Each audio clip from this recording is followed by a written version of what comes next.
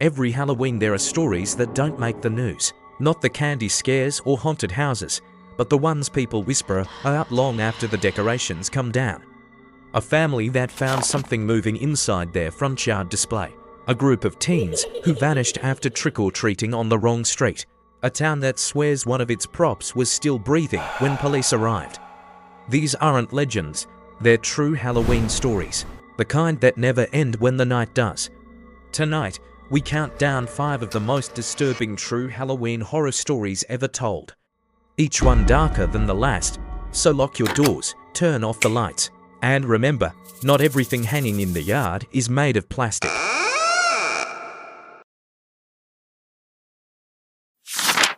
The street that disappeared. Evan was no stranger to the night streets of Los Angeles. Driving his Uber, he'd spent countless evenings weaving through traffic, listening to the city breathe through the hum of engines and distant sirens. It was Halloween 2019, and the city was alive with costumes, laughter, and jack-o'-lanterns flickering along the sidewalks. He'd just dropped off a passenger near Hollywood Boulevard when the app pinged with a new request. Amber Row. He frowned. He didn't recognize the street. Typing it into Google Maps yielded nothing. Just a blank screen, a faint gray pulse where a street should have been. Shrugging, he followed the app's directions anyway. Turning onto the street felt wrong. The air grew thick, carrying a faint metallic scent. The street lights glowed with an unnatural orange hue, casting shadows that seemed to twitch at the edges of his vision. The houses were a time capsule from the 1950s gingham curtains, carved pumpkins with flickering candlelight. Fake cobwebs stretched across porches, but no one walked outside. Not a single soul, not even a trick-or-treater. The app insisted he go forward. He did. The houses themselves seemed almost alive. Doors creaked softly as he passed, yet no wind disturbed the trees lining the street. He could hear faint footsteps echoing too rhythmic to be random, but every time he glanced at the sidewalks, they were empty. His passenger, a man in a vintage ghost costume, opened the car door silently. Evan handed him a small package of candy. The man simply nodded, his face obscured by a delicate paper mask. Evan tried to engage him in small talk, but the man didn't respond. His movements were fluid but mechanical, almost as if he were a shadow mimicking life. The package changed hands, and as soon as it did, the street seemed to warp. The orange glow deepened, the shadows thickened, and the hum of his engine sounded distant, echoing in a space that wasn't quite Los Angeles. Pulling back onto the main road, he checked the time, 3:17 a.m. His stomach sank. The ride had barely taken 15 minutes, or so he thought, but according to his watch, it was hours later than it should have been. The app's record of the trip was gone. No route history, no charge, no proof that the ride ever happened. Evan tried calling Uber, but his complaint seemed to vanish into digital nothingness. Sleep evaded him that night. He dreamt of the street houses glowing orange, footsteps echoing silently, masks staring from the windows. Every time he blinked, the street shifted, doors leading to alleyways that shouldn't exist, corners folding like origami. He woke gasping, convinced he had imagined it all, but when he went to check Google Maps again, Amber Row was gone. Not even a gray placeholder remained. It was as if the street had never existed. Weeks later, he found online forums where drivers discussed glitches, vanishing streets, phantom passengers, time loops on Halloween night. Every account mirrored his own experience. He realized he hadn't been alone, but none of the stories offered answers. Each thread ended the same way, A warning to never follow the app to streets that don't exist. A caution that reality sometimes bends when the clock strikes midnight. Even now, Evan avoids driving on Halloween. He can't shake the feeling that somewhere, Amber Row waits glowing in orange, silent, and infinite. He sometimes dreams of the shadowy figure waving from a porch, beckoning him back into the street that disappeared, and he knows that if he ever ignores the warning, the street might not just disappear from maps. It might erase him entirely.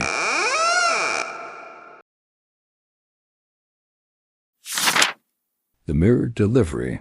It was a crisp October afternoon in 2022 when Alex, a 24-year-old graphic designer living alone in a modest apartment in Cleveland, Ohio, received a mysterious package. The building was quiet, shadows stretching long across the parking lot as the sun dipped behind clouds. Alex had been decorating for Halloween, stringing orange lights across the window, stacking carved pumpkins on the balcony, and draping fake cobwebs over his furniture. His neighbor, Mrs. Carter, an elderly lady with a sharp tongue but a soft heart, peered over the railing. "Don't get too spooked by Halloween, dear," she warned with a wink. Alex laughed nervously, brushing off the comment. The package was plain unmarked cardboard, with his name handwritten in an elegant looping script. No return address, no invoice, nothing. Curious, Alex tore it open.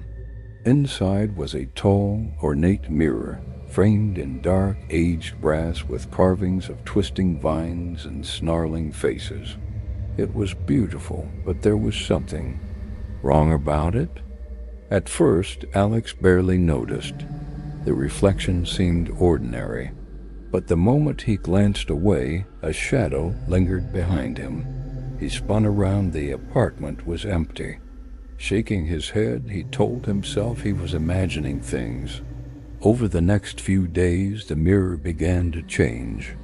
The reflections were subtly off, his hair a little longer, eyes darker, expressions that weren't quite his. Shadows moved in ways they shouldn't, stretching and bending unnaturally. Alex felt watched. Mrs. Carter knocked on his door one evening. "Alex, have you been feeling all right? I saw lights flickering through your window last night. Strange noises, too," she said. Alex hesitated, feeling the tension in the room grow heavier as he turned toward the mirror. Shadows twisted unnaturally, as if the mirror itself was breathing. Mrs. Carter's eyes widened in alarm.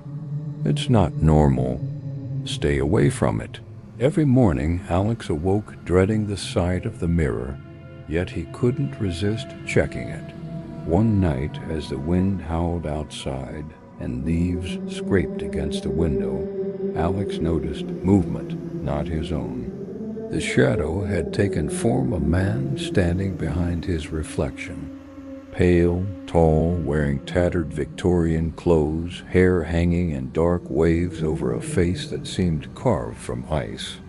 His eyes glimmered with a cruel amusement. Alex froze.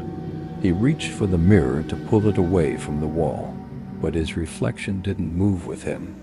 The figure smiled, and the smile was wrong. It wasn't a mirror image. The lights flickered violently.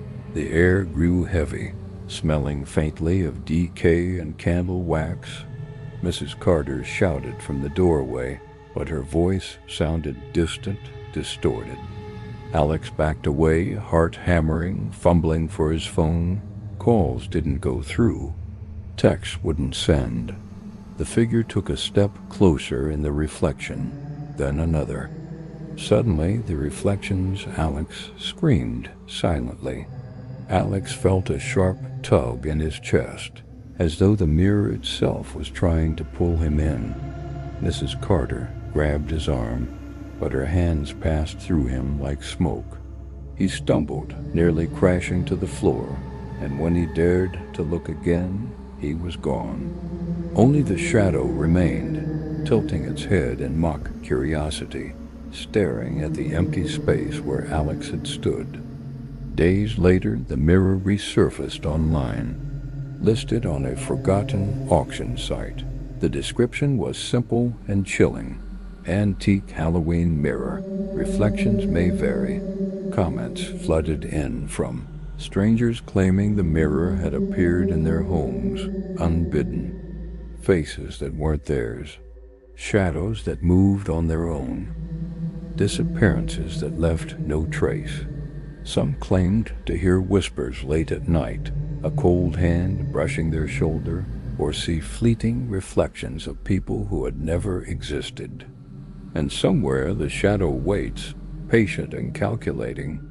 It's always looking, always learning. It doesn't care who finds the mirror next, because some reflections, once seen, never let go.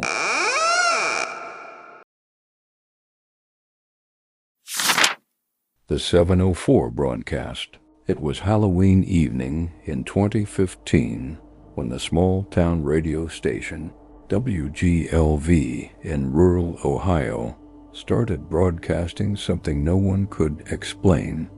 The station had always been unremarkable soft rock, local news, and the occasional interview with farmers or high school coaches. That night, however, a listener called in to report something strange. At exactly 7:04 p.m., the usual programming was interrupted by a different voice. It wasn't the current DJ. It was a voice that sounded decades old, rich and resonant, slightly crackling, with static. It began reading news reports, but the stories were bizarre, even terrifying. A collision on State Road 12 leaves 2 children missing, the voice intoned. Fire breaks out at Lincoln Elementary School at precisely 8:17 p.m. Every sentence was delivered in a calm, measured tone, but the details were horrifyingly specific. Listeners thought it was a prank, maybe some college students hacking the system, but as the night wore on and hours passed, the reports grew darker. 3 children vanished near the old mill. Residents report shadows moving independently of light sources. Phones flooded the station with frantic calls, but the broadcast continued unbroken. When the clock struck midnight, the voice faded, replaced once more by the usual DJ. What made it truly unexplainable was what happened next. Within 48 hours, every single event mentioned during that 7-minute broadcast occurred exactly as described. The collision on Route 12 happened at 7:45 p.m., just down to the car models involved. The school fire erupted at 8:17 p.m., destroying half the gymnasium. The 3 children disappeared near the old mill, never to be seen again. Every listener who had recorded the broadcast tried to share it, but the files were corrupt or vanished entirely. Only memories remained. Investigators dug into the history of the voice. They discovered it belonged to Harold Whitman, a local radio announcer who had died in 1973 under mysterious circumstances. Station records confirmed he had been on air every Halloween, but only until the year of his death. How his voice had returned, perfectly intact, 42 years later, remained a mystery. Some theorized it was a supernatural occurrence, others suggested some strange time loop, but no explanation fit the evidence. People reported hearing the broadcast on other stations too, faintly, as if the voice traveled through the airwaves themselves. Those who listened closely claimed that in the moments between reports, they could hear whispers, names being called, doors creaking, distant screams, and a cold chill that seemed to seep into the very room they were in. By the next Halloween, WGLV was silent at 7:04 p.m. No broadcast. no interruption. But those who had heard it once swore they could still hear Harold Whitman's voice, faintly in static, whispering the events of the next day before they happened. And each year, as Halloween approached, the small town of rural Ohio held its breath, listening for the moment when the clock struck 7:04, wondering what horrors might arrive this time through the radio waves.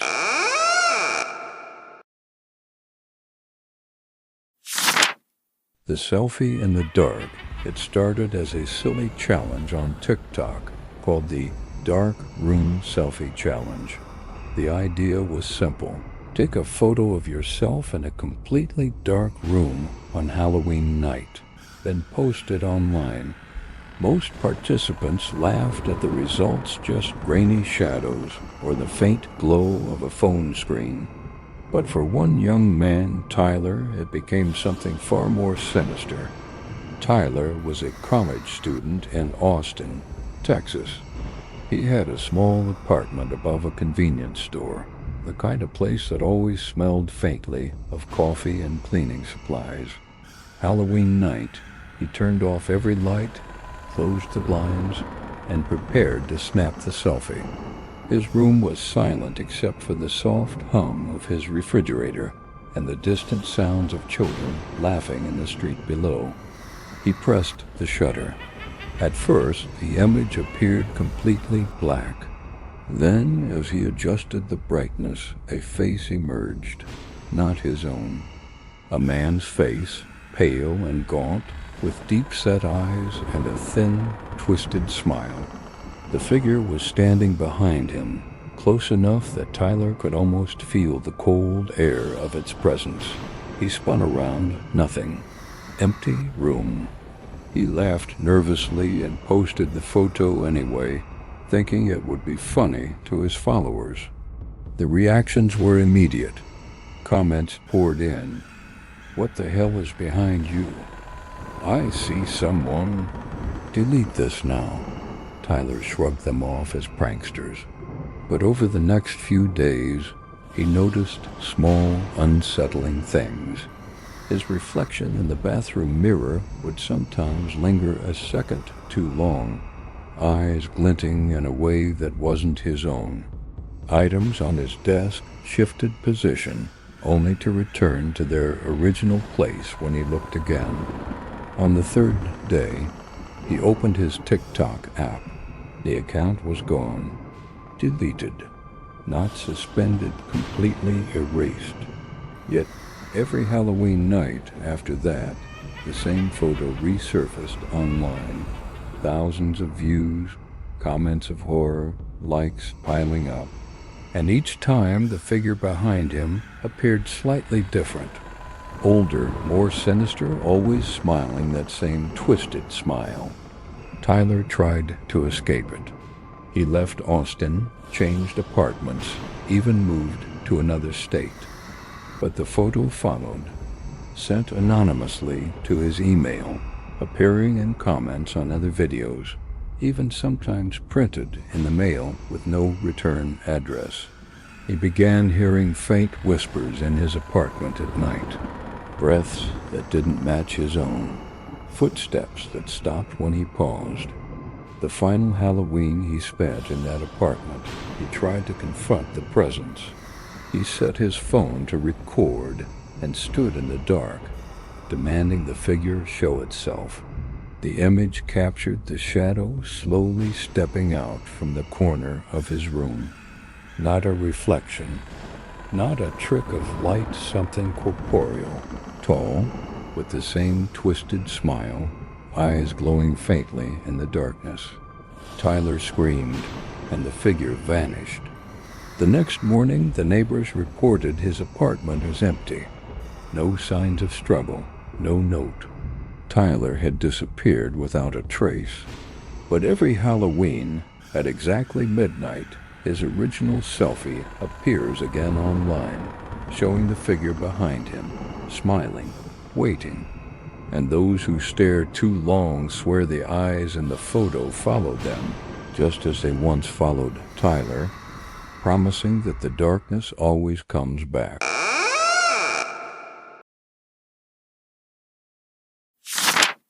The infinite trick-or-treat. Milo was 7 years old, full of excitement and nerves as he prepared for his first solo Halloween trick-or-treating adventure in his quiet Texas suburb. His costume, a tiny vampire cape with a plastic fanged mask, was slightly too big, but he didn't care.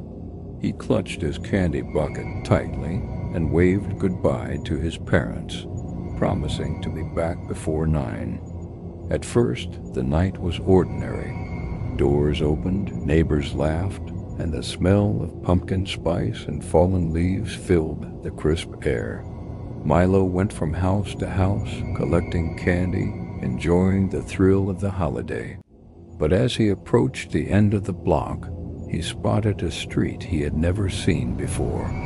Narrow, lined with children in costumes that seemed outdated Victorian dresses, classic monsters, handmade masks, and yet no one seemed to be moving naturally. Their motions were jerky, puppet-like.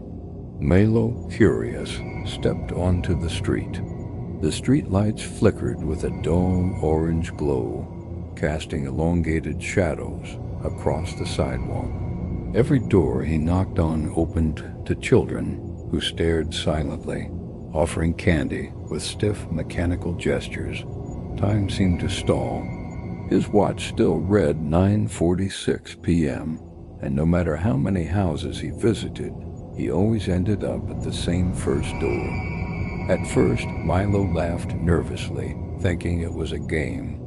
But soon, the laughter of the children became unnerving, toneless, echoing, repeating the same syllables in unison. He tried to run home, retracing his steps, but each turn led him back to the same street. The houses twisted in impossible ways, corners folding, porches leading to other porches in a continuous loop. He called for help, but his voice carried strangely, distant, as if swallowed by the night itself. Hours seemed to pass, or maybe minutes, but the clock remained frozen at 9:46. Milo began to panic, realizing he was trapped. The children's eyes, painted smiles on pale faces, followed him relentlessly. When he refused candy from one, it gently tapped his shoulder, whispering his name. He tried to escape through an alley, but the street stretched endlessly, doors opening and closing, each revealing the same faces, the same frozen moments. The following morning, Milo's father discovered the shattered remains of the antique street clock lying on the curb, its hands frozen at 9:46. A full bucket of candy sat nearby, untouched by anyone but Milo, yet there was no sign of him. Local police found nothing on surveillance cameras except a blur, a small figure laughing as it vanished into thin air. Witnesses reported hearing distant, childlike giggles echoing through the neighborhood, fading with no source. The street itself has not been found again. Some locals swear that on Halloween night, a faint glow sometimes appears in the distance, accompanied by children's laughter that loops endlessly. Those brave or foolish enough to wander down that path claim they feel the same sense of timelessness, the same eerie tug to continue walking, as if the street itself refuses to release anyone who enters. Milo's disappearance remains unsolved, a chilling reminder that some Halloweens are not bound by time, and some streets never let you leave.